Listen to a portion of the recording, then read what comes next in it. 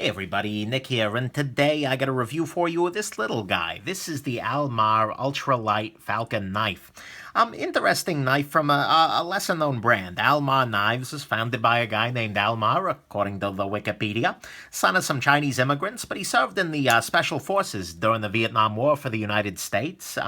Came home, got a degree in industrial design, and ended up working as the design chief for Gerber, back before Gerber was terrible, and did that for a long time, then made his own company. And Mar himself died in 1992, but it's been taken over by somebody else, and so there you go. And I want to thank my viewer Sean for sending this guy along. It's an interesting knife. Glad I got to take a look at it. And let's do a size comparison real quick. Spyderco Delica, as always. Ontario Rat number 1. And you can, number 2. You can see that both of these knives are actually about the same in terms of blade length as your Delica and your Rat. So that's nice. Here is the Rat number 1, since I mentioned it. This is a Chris Reeve tie lock, which is another really excellent gentleman's folder sort of knife. Shirogorov Neon, which is reasonably bigger. And then, well, why not? The ZT452CF. Slightly larger than the Mar here. So let's go ahead and jump into the good, the great, the bad, and the ugly for your Mar Falcon Ultralight. So on the good side, first and foremost, I actually like the little hints of red on this knife, over here and then on the clip again, because it makes it something a little bit more interesting, a little more colorful. It adds a little bit of diversity. There are so many knives in the knife world that are just black and silver. This is different. I like that they took the extra time to do something a little different there. The clip on this guy is nice as well. It's not super deep in terms of carry, but it's a nice spring clip. It's well done. And it is reversible. You can hang it on either side. And even though it has just one screw, you can see they've got little cutouts in the clip hole which allow the clip to sit properly. There's not, it's not rotating around. So that's nice. The locking mechanism here is a back lock, as you'll see as I pop this out. Yeah, nice little backlock. Backlocks are good. They're plenty strong, and they're fairly small and compact, so that's good. The other nice thing about a backlock is that it's ambidextrous, and combined with the ambidextrous thumb studs and the ambidextrous clip here, this is a fully ambidextrous knife, which is good. It's nice for the southpaws out there in the world. So, excellent. The fit and finish on this guy is actually quite good as well. For instance, these pins here are actually mirror polished. Hopefully you can see that, but it's nicely done, and you actually can't feel any as you run your finger along it. The pins don't protrude in any way, which is kind of unusual. It's again, really nicely done. The blade on this guy is nice. It's got a nice maker's mark. Apparently this is a name, Ma Guosen, according to a Chinese-speaking friend of mine. And but it's attractive. Whatever the heck it says, I like the look of it. And the blade itself is good. It's a thin and slicey blade. I mean, it's thinner than the Spyderco Delica here. And with the full flat grind, it's really excellent. And it also even has a sharpening choil, which I can't argue with at all. So I like the blade on this knife very, very much. It's a beautiful thing. So that's good. And then finally, the Falcon Ultralight is, well, it's ultralight.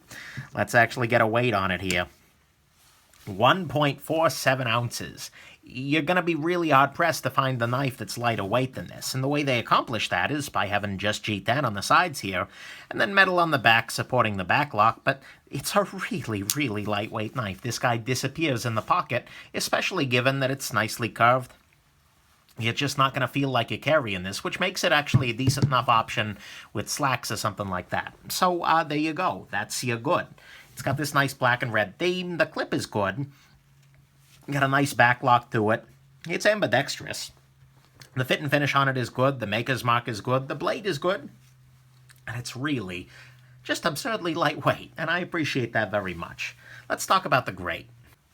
The great for this, to me, is the beautiful neo-traditional sort of design. It looks a lot like a traditional knife, and it's got a lot of those sorts of, well, callbacks, but at the same time, it's got modern conveniences. You can open it entirely one-handed using the thumb stud here, and you can close it entirely one-handed with the back lock.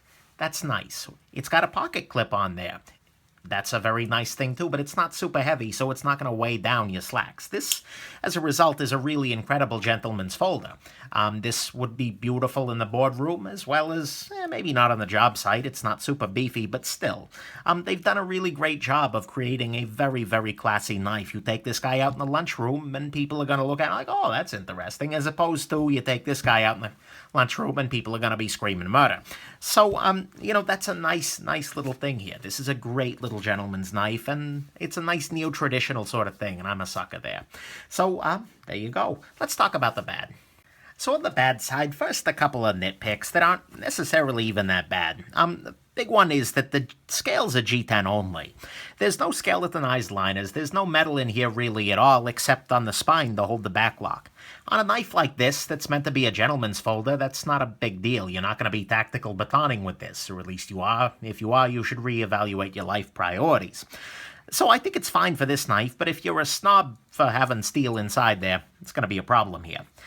That same G10 does offer some hot spots, though. There's a little bit of sharpness here in between, and so if this were my knife, I would probably end up putting on a respirator, taking this outside, or doing it underwater, because G10 is nasty stuff, and just sanding out this a little bit, just to put a little bit more roundness on there. Not the end of the world, but it's hot spotty. The other issue with this G10 is that it makes the knife a little bit on the slippery side. There's not much to grab onto here, and as you're manipulating this knife, it's very easy for it to kind of pop out of your hand, especially if there's any grease on there at all. So if you're an executive at a Vaseline factory, this may not be your best gentleman's carry option. So there you go. Construction on this guy is pinned, which means that each of these little things is not coming loose. They pinned it in there and then sanded it off. This knife will never come apart for cleaning and disassembly. That said, not a big deal because it's a backlock. The only things you gotta do to clean this guy is run it under water with a little bit of dish soap in there, and then afterwards, just make sure you oil it up again. No biggie, not a problem. So, there you go. The clip, unfortunately, I like the clip a lot, but I also don't like the fact that it's painted black, which means it's going to show wear very readily, and I don't like all the billboarding on there. That just doesn't seem super necessary to me. You've already told me it's an Almar over here. Why are you doing it here again? If they'd even just done the character and skipped the Almar, been a little more classy, but hey, whatever, not the end of the world. And a black painted clip on a gentleman's knife, I'm a little more okay with. The size on it is fine, but it's a little odd, because most of the time 3 inches is the magic line, and this is a 3.15-inch knife, which means it's just a little too big to be legal in a lot of cities, and that's where gentlemen's knives have a biggest role. So I kind of wish they'd come in right under that line at like 2.99 inches. You're not going to get a whole big difference in cutting ability there, but you are going to get a whole big difference in availability and legality for people who have to deal with stupid laws on a regular basis. So, there you go. And then finally, the thumb studs on this guy are a little bit sharp, and they're a little bit overly aggressive.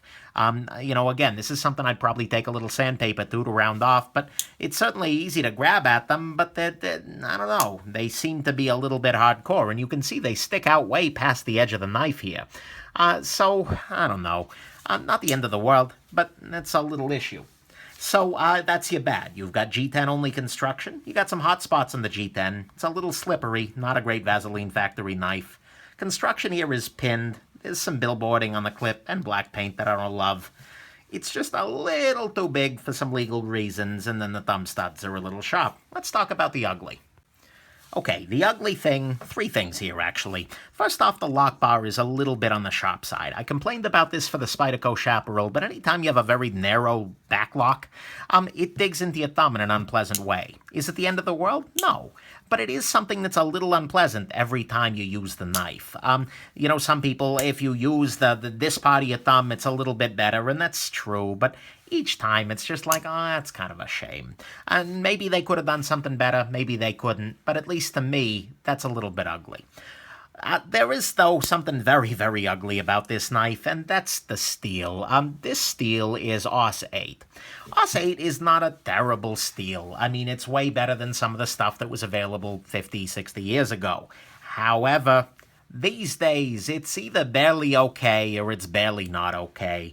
And it bugs me a little bit. Aus 8 is a steel that is not a stellar performer. If it tells you anything, Cold Steel, the king of the mall ninjas, has decided to move away from RC. They've decided to upgrade. And so Almar is currently behind the Cold Steel in the steel game. As ugly. As really ugly. They need to be doing better than RC if they're trying to sell knives at a high price. And speaking of which, that's the third ugly thing. They want $130 for this knife, and don't get me wrong, it's a very nice knife. And with a reasonable steel, I could almost buy that. But as it is, using a fairly crappy steel, and for something that is basically a low-end steel and some G10, I just don't see $130 in here. And so they either need to lower the price big time or raise the quality of the materials big time. And I don't know. But as it is, I just don't see $130 in this at all. So let's go into the conclusions. Look, this is a very, very nice knife, and it would be a really, really nice $70 knife with these materials and this fit and finish. I'd be recommending this all day long at $70. The problem is, Almar wants twice that for this, and the knife world disagrees. If you look at these online, retail prices, the secondary market prices are usually about half what Almar's charging, someplace in the 50s, 60s range. And so, unfortunately, this knife is not a very good deal, and that's kind of where it comes down to. It's great, it's unique, it's interesting, and I'd love to recommend it. But at the current price, it's a little insane. So maybe if they change the price, I'll be recommending it all day long. Or if they move to a better steel, if they did S35 Vienna, heck, even VG10 would take the sting off, and you know they got it in the factory. But as it is, unfortunately, although it's a great gentleman's folder, I just can't in good conscience recommend that you take that hit. If you find one used, great, do it. And frankly, if you're just in love with the design and you're willing to take that hit, you're an executive, come on, you can afford it. Then do it. But I don't know. I'd feel like a jerk paying that much money for RC. So I guess there you go. Maybe I'm a steel snob, but I just can't go there. I hope they change some things around so I can call the next round a gem. But as it is, it's a really nice knife at a really bad price. Hope this has been interesting and helpful, and that you have yourselves an absolutely wonderful rest of your day. Bye now.